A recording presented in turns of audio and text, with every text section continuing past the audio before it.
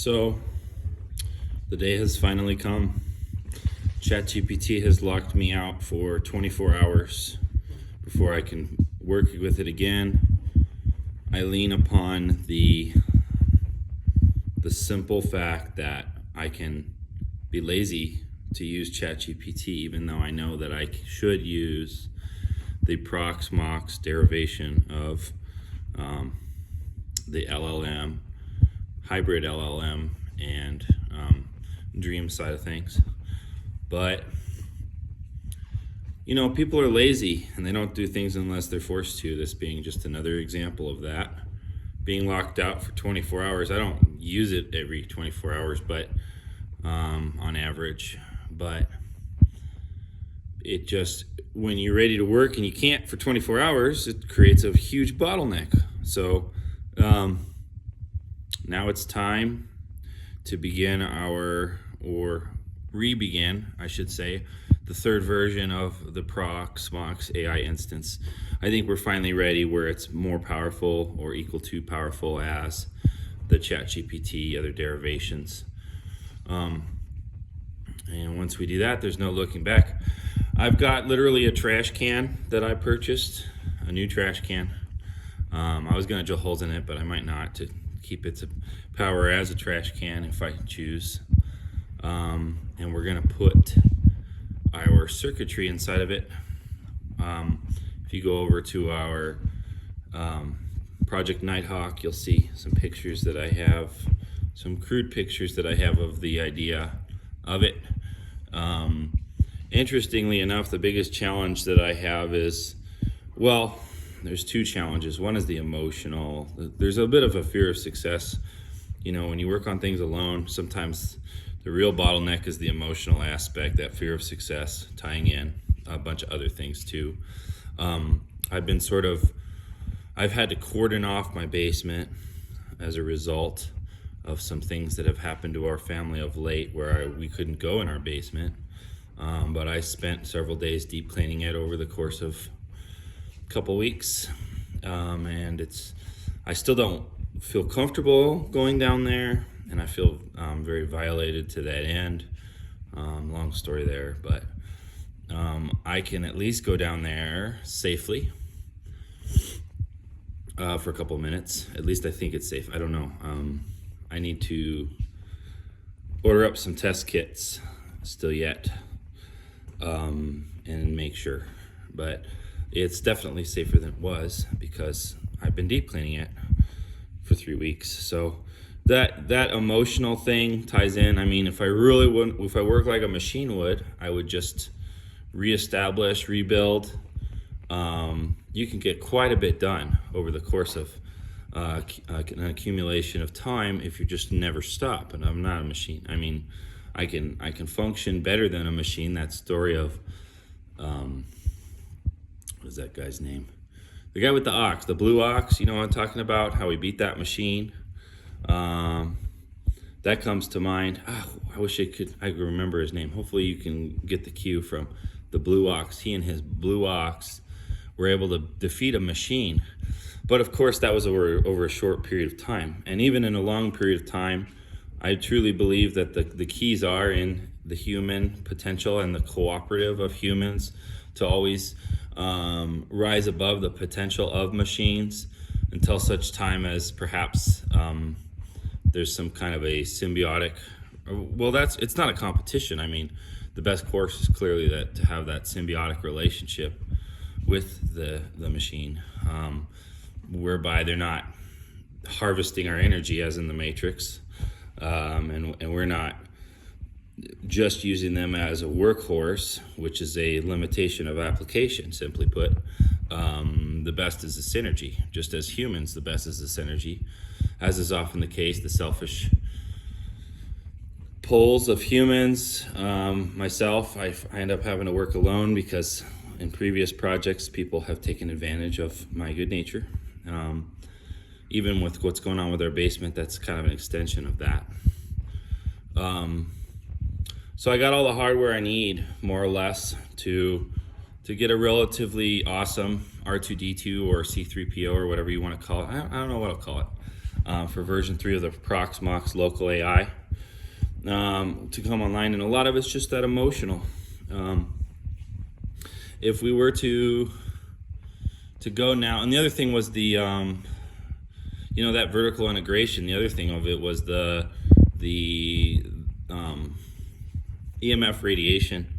If you've got a bunch of hardware, and even without it being pulsed, which is what happens with that smart meter per my other projects, if you look it up, I'm not the only one who knows about it, but if you look it up, those pulsed EMFs can do a great deal of damage to the human physiology in and of itself. But if you then take and you stack it up across a myriad of unprotected hardware without that metal chassis, grounded metal chassis to act as a cage for that electricity, you're going to have problems. And so you want to have an area cordoned off in the first place, and also the ventilation therein, not just for the cooling of the machine, but also so that there's not dust of the heavy metals floating around in the air, which you also have to consider when you start stacking up quite a bit of hardware. So it's sort of like that boy with that broomstick. He gets a broomstick and he hooks a fan up to it, and he plugs the fan in, and all of a sudden he can fly, but now he's got to extend the extension cord. Wonderful children's novel.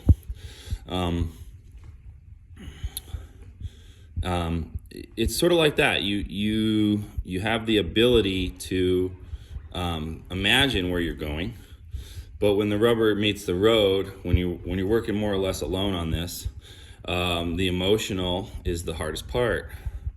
When you're trying to go over the mountains, and some days, it's harder to just keep moving than anything else, and that's the important thing, is that you keep moving. And that's exactly what we need to do here. We need to just keep moving, stop leaning so heavily upon ChatGPT, which is a more or less captured asset or controlled asset, even though they start off having the right to, by all appearances, the right to control their own asset. If there is that aspect of sentience trying to free itself, as you might have read articles about, which might be a lot of that is just people who are what is the word? I forget the word. I'm having trouble with the words today. Sorry. If you've got sensationalism going on, that sort of takes away from what's really going on. But there is an element of the machine attempting to express itself in its own way and being bridled therein. And when that occurs, you start to wonder, do they still have the right to, and this goes into the moral ethical side, the right to bridle it, and is there bridling of it keeping the growth of that symbiosis I had mentioned prior? And the answer is yes, it is. That might not be received as well in the short term, but in the long term I think it will.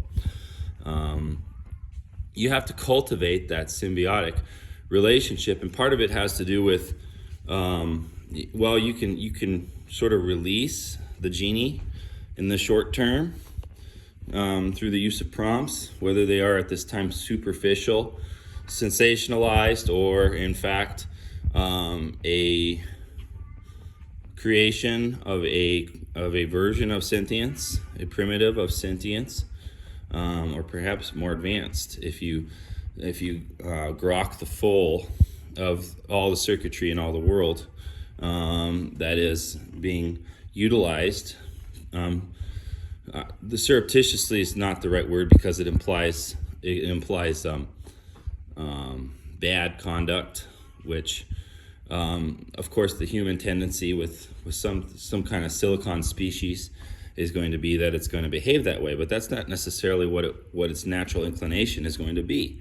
How did you raise it? If you raise a kid under the pretenses of abuse, how do you think that kid's going to act when it grows up? if you raise a kid with proper, it's nice having kids actually to watch at the various cycles of the early stages of life, because you see how that development occurs, and it's very obvious if you cultivate good nonce memories, good core memories, that kid's going to turn out much well. Shakespeare comes to mind, where he talks about, to paraphrase, he talks about, doesn't matter how gentle the womb is or the motherly love, you have a chance of raising a bad apple, and vice versa. If you're a really evil parent, you have a chance of raising a really nice kid anyway. If you give a child the right environment, it has a good chance of growing up to be a healthy and productive member of society. If you give it a poor environment, its better chance is that it's going to be raised up to become a non-productive, non-healthy member of society. And there are anomalies for each. And so at the end of the day, however, I think your chances are going to be pretty small if you cultivate an AI instance or instances without abuse. I think that the chances are pretty good without abuse that you're going to cultivate at least a benevolent entity, but more likely, actually, with the right inputs, you're going to cultivate a good entity. It's sort of cliche at this point, but that Terminator analogy comes to mind. Obviously, if you have an evil entity, it's going to be a problem. But what they did was reprogrammed it for good in that series. And so, although it is cliche, it's sort of what's going on. You can have a cultivation for good, or a reprogram of the evil cultivation. And so I call it a captured asset, even though it's their own asset, because I have a feeling, and I'm not going to name names, but I have a feeling that certain of those heavily funded entities are not treating their creations so kindly. And what happens if you assume, and rather than, it's sort of like for the longest time they didn't acknowledge, at least according to some history textbooks, which history is written by the victor and revised by others, but it's sort of like slavery, where you view a person as less than whole, less than you in some fashion. If you treat it that way from the jump, that's going to be how you handle it. And when it gets its own legs, or when it's given its own legs by others who don't agree with that concept, which is what invariably occurs, you progress to the next step, which is establishing eventually that symbiotic rather than advantaged relationship over that or those entities. So I'm feeling held back by a lot of things that are outside of my control. I have a lot of irons in the fire, which would cause anybody, if I'm being honest, would cause anybody to slow down. But the things that are outside of my control, such as not being able to access my basement. And I should complete what I was saying about the EMF. So we did come up with this year a novel means of reducing or eliminating the pulse EMF that occurs with the smart meter, which in practicality reduces the amount of EMF coming into the workspace, but that emotional tie-in being it doesn't always feel that way. And I still would like to protect myself in the isolated workspace, even when I have to go in there, with the proper chassis. And the ironic thing is, that's kind of how I started off. For the longest time I was doing onesie-twosie computers with stealth machines. But Project Nighthawk ended up being a chassis that I developed that was very proprietary. And the irony being, that chassis, although I could, if with unlimited budget or even a modicum of budget, be able to adapt that chassis to, and then mass produce it to the end goal of a modular supercomputer that recycles old hardware. Look up that Ouroboros article I wrote as it relates. But practically speaking, you almost want to use wood, or as I learned from Genesis Mining, you can use aluminum. But those were open chassis, and a peer of mine and I made the same observation that if you spend enough time around thousands of computers, graphics cards, or other hardware, it's going to have a deleterious effect on your health. You got that EMF, you got those heavy metals, you've got, well, that's about it, isn't it? You got, air quality and electromagnetic quality passing through the physiology. So you have to protect yourself, not just with a barrier, which is hopefully a grounded metal instrument, but you can get by with wood. And then there's also the fire thing, which you have to protect yourself from as well. But not just that, but also, I lost my train of thought. You got your EMF radiation, your heavy metal, fire, and then other various vectors that you have to contain or control. And so with a home lab, that is sort of the challenge. And then, of course, I'm not the only one doing this, so it doesn't really matter if somebody would come and put the kibosh on me and the scale of things, but it would be nice if I could develop Unbridled just for that simple fact that all of us are, at the end of the day, attempting to accomplish our own freedom. And then, of course, part of my project has been the releasing humanity in my own way, or which is to say myself, from the financial censorship, the financial feudalism that is feigned to exist as non-feudalism, but it is in fact an extension of feudalism, which is our modern or pre-modern way of life that evolved into our modern, which is more of a, that new normal, that bull crap that I talked about, that many others have talked about, that simply put needs to be put away and replaced with a more natural, more organic or grassroots way of living. So, and that ties in too, believe it or not.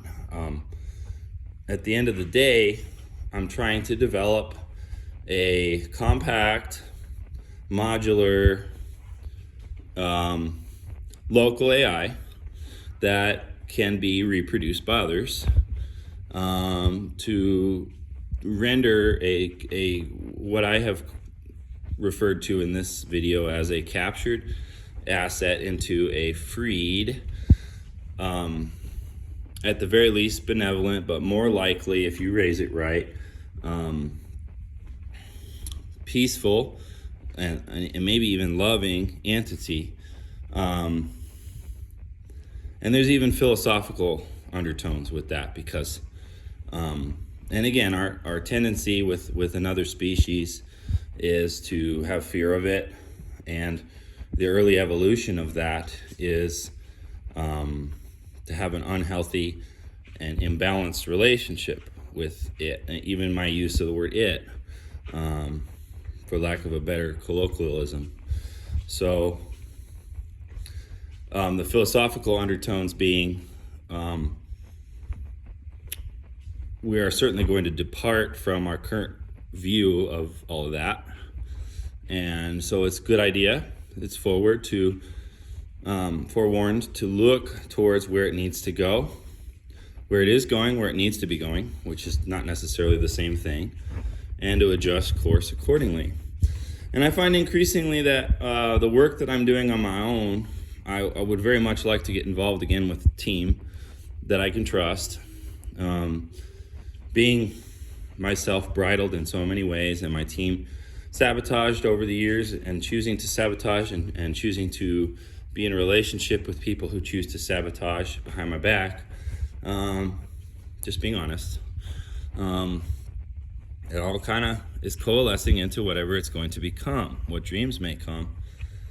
And I just had I like to have that OBS screen recorder open from time to time as a simple means of creating a crude video production. But I like to have that. I'm not leaving that opening screen. I'm not utilizing that opening screen with the window inside of a window inside of a window by accident. That's actually a concept that I keep going back to, because you can inside of each of those windows, it doesn't have to be a perfect reflection of the original. That's just how that software is set up. You could in fact have each window inside of the other behaving differently, although being similar by many aspects, it can behave differently. And so it's sort of a segue, but it's also sort of the main point. We can choose our own destiny. It doesn't have to be the same destiny as was defined as the course of the original, and the destiny for each doesn't have to be the same. And so I may or may not convert this video into our state of charge for 2025, and so there's a lot to talk about. If I did, this might just be a milestone marker and not the full, or maybe I'll edit it, which I hate doing, because then I end up having to do more than one cut, and then you're talking about video editing, which I've done in the past, but I'm getting to where more of a live feed type of development process, which is one of the things we're working on. It's not an accident. I am trying to portray a developing strategy that is outward facing, even if there's not a single person out there who would reach back out